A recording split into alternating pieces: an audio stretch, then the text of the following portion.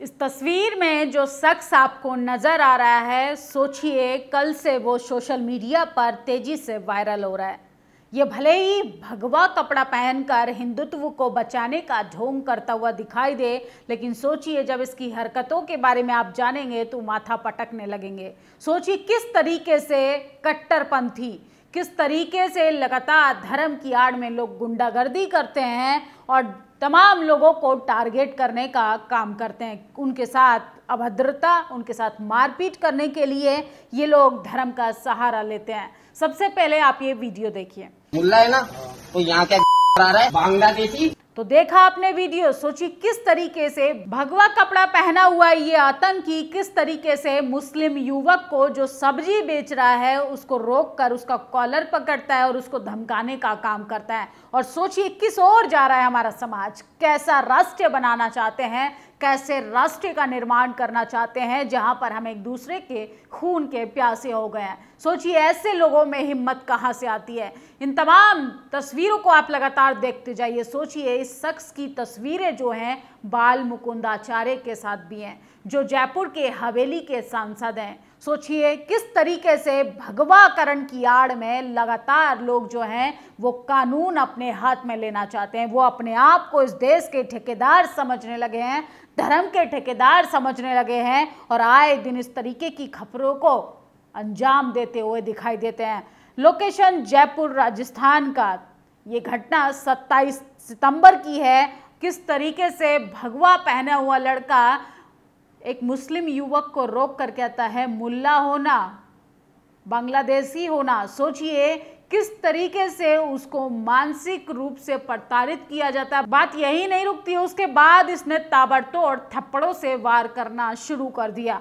उत्तर प्रदेश में रहने वाले मुस्लिम व्यक्ति जो सब्जी बेच रहा था, जो हिंदू चरमपंथी ने बांग्लादेश के नाम पर मारपीट गालियां दी। इस्लामोफोबिया अपनी चरम पर है। सामान्य धाराओं में हिंदू चरमपंथी के खिलाफ मामला दर्ज हुआ है। सोचिए किस तरीके से लगातार लोग हिंदुस्तानी के नाम पे, धर्म के नाम पर, हिंदुत्व को बचाने के नाम पर गुंडागर्दी करते हैं। हिंदुस्तानी है चल पैंट खोल, मुल्ला है मुल्ला पैंट खोल। राजस्थान जयपुर के ब्रह्मापुरी में अंशुल नाम के इस गुंडे ने मुस्लिम व्यक्ति को सब्जी बेचने वाले को गाली दी और मारा पीटा। बाकी इनके बाप का राज है तो भूल जाइए, कोई सजा नहीं मिलेगी। तो सोचिए किस तरीके से जब इनको सरकार में बैठे ऐसे नेताओं की शह मिलती रहेगी, ऐसे नेताओं की शरण मिलती रहेगी, तो ऐसे लोग समाज में किस तरीके से लगातार भेदभाव, हिंसा को बढ़ावा देंगे। आर्टिकल 19 ने ट्वीट किया है, तू मुल्ला है ना, नहीं हिंदुस्तानी हूँ, मुल्ला है ना, हाँ तो यहाँ क्या,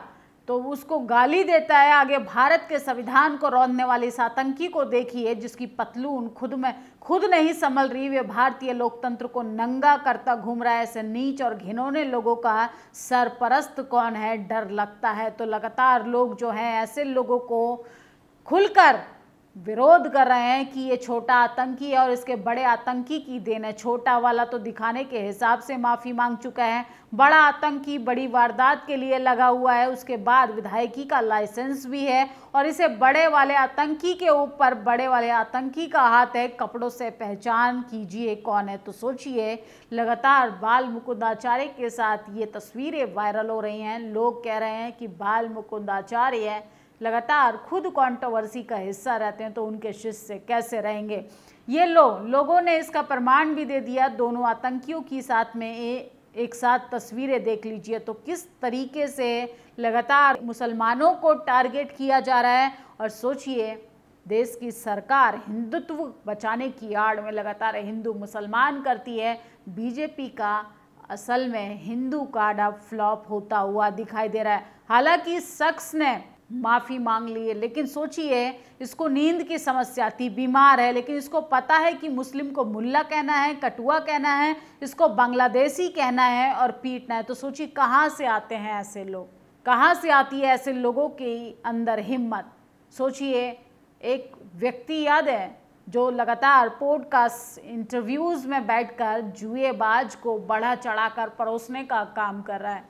वहीं तमाम मीडिया चैनल्स उसको कह रहे हैं कि उसके साथ गलत हुआ। किस तरीके से टीवी अखबार ने भी नतमस्तक हो गए हैं सरकार के आगे और इस तमाम भगवाकरण के आगे कि लोग सही को सही बोलने वाले नहीं हैं।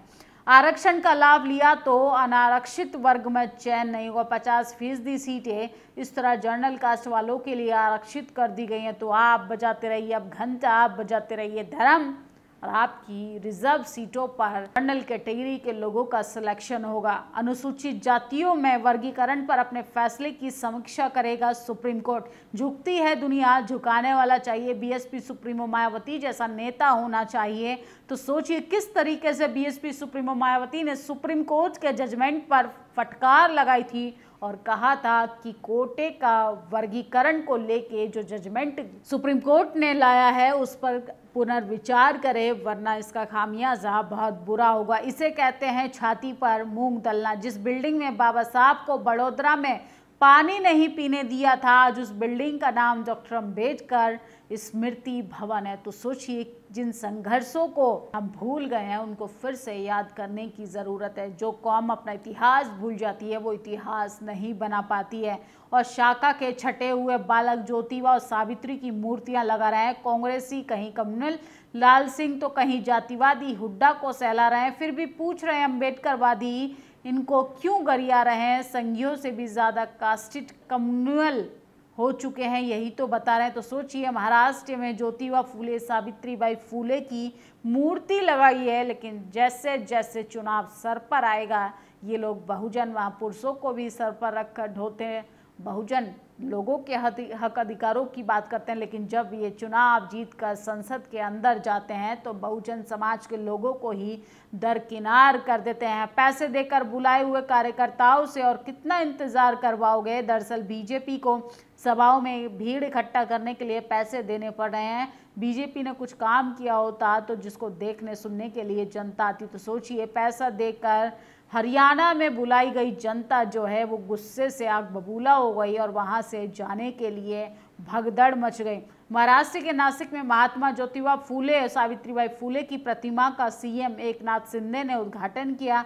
महात्मा फूले सावित्रीबाई फूले का समाज में अतुल्य योगदान रहा। तो इनसे एक सवाल पूछा जाए कि आखिर स्कूलों की व्यवस्था क्यों खराब है। एक तरफ तो आप मूर्ति पर माला चढ़ाने का काम करते हैं, वहीं बहुजन समाज के विचारों पर ताला लगाने का काम करते हैं। और सोचिए सबसे बड़ी खबर है कि देश की वित्त मंत्री निर्मला सीतारमण पर एफआईआर दर्ज कराने का आदेश है। मैडम पर आरोप लगा है कि चुनावी बॉन्ड के जरिए इन्होंने मोटी रकम ली है, मोटा पैसा ऐंठा है, जिसकी वजह से अब मैडम पर एफआईआर होगी। और सोचिए ऊंचे चमचमाते हुए शीश महल, मजदूरों की अटकती जानी। ये वही मजदूर हैं जिन्हें बड़े शहरों से कोरोना महामारी के दौरान सड़कों पर छोड़ दिया गया था। वीडियो उत्तर प्रदेश के नोएडा सेक्टर 62 का है। भूटानी बिल्डर की इमारत के शीशे साफ करते हुए मजदूर हवा में लटके। मेंटेनेंस ट्रॉली की रोप रस्सी टूट गई, जिसकी तरफ दोनों मजदूर अपनी जान बचा पाए। सवाल यह है कि इमारत का मेंटेनेंस देखने वाली कंपनी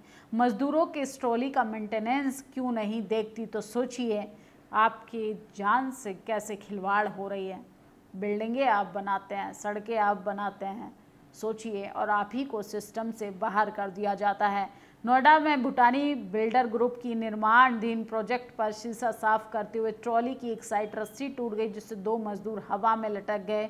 मुश्किल है उन्हें ऊपर खींचा जा सका। तो सोचिए किस तरीके से लगातार मजदूरों के साथ, मुसलमानों के साथ, दलितों के साथ, पिछड़ों के साथ, आदिवासियों के साथ इस तरीके की वारदात को अंजाम दिया जाता है। लेकिन सबसे बड़ा सवाल ये है कि क्या आप अगर मुसलमान हैं इस देश में तो क्या आप इस देश के नागरिक नहीं? आप सब्जी नहीं बेच सकते, आप अपने हिसाब से कोई काम नहीं कर सकते।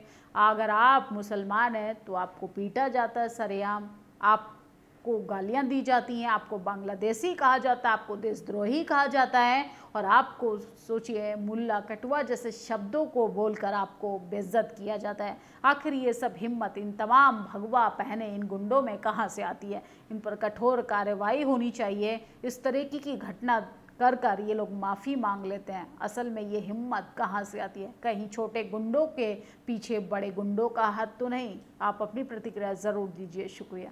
नेशनल दस्तक की आपसे गुजारिश है कि अगर इसको बचाना चाहते हैं तो नेशनल दस्तक को सब्सक्राइब करने के लिए रेड कलर के सब्सक्राइब बटन को दबाएं, फिर बेल आइकन की घंटी दबाएं। नेशनल दस्तक को बचाने के लिए बहुत जरूरी है कि हर खबर को शेयर करें, लाइक करें, कमेंट जरूर करें।